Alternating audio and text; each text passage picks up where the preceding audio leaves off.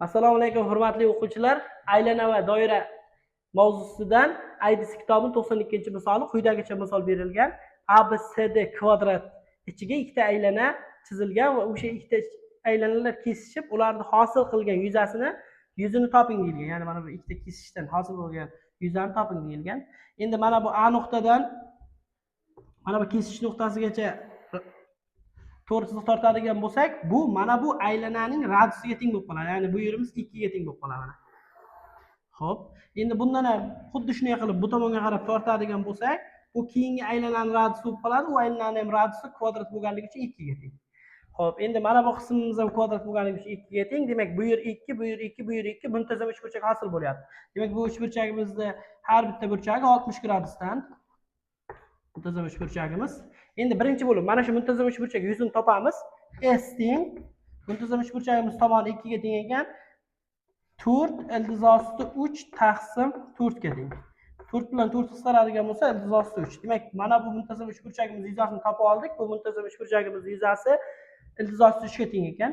Endi ular tortib turgan segmentlarni yuzasini topishimiz kerak. Mana bu segmentimiz 60 gradusli yoy tortib turgan segment hisoblanadi. Demak, segment yuzini topadigan bo'lsak, S segment 1 taqsim 2 ko'paygan L kvadrat, ya'ni radiusi bu yerda 2, 2 ni kvadrati 4. 60 gradusimiz pi taqsim 3 minus sinus 60 gradus. Teng. Hisoblaymiz buni.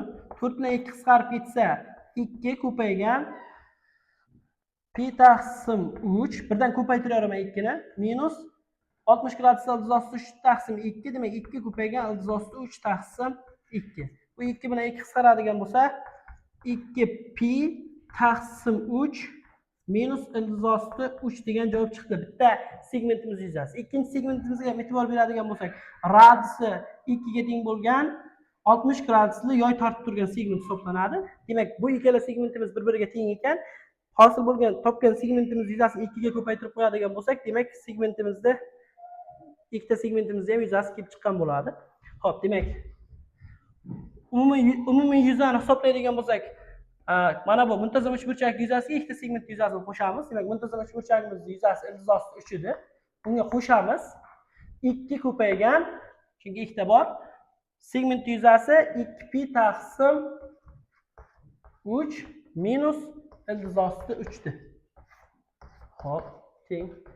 Ildizosti 3 plus 4 ta pi taqsim 3 minus 2 ildizosti 3.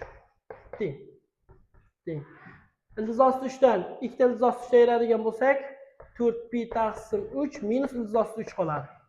Demak, mana bu hosil bo'lgan shaklda yuzasi 4 pi taqsim 3 minus ildizosti 3 ga teng ekan.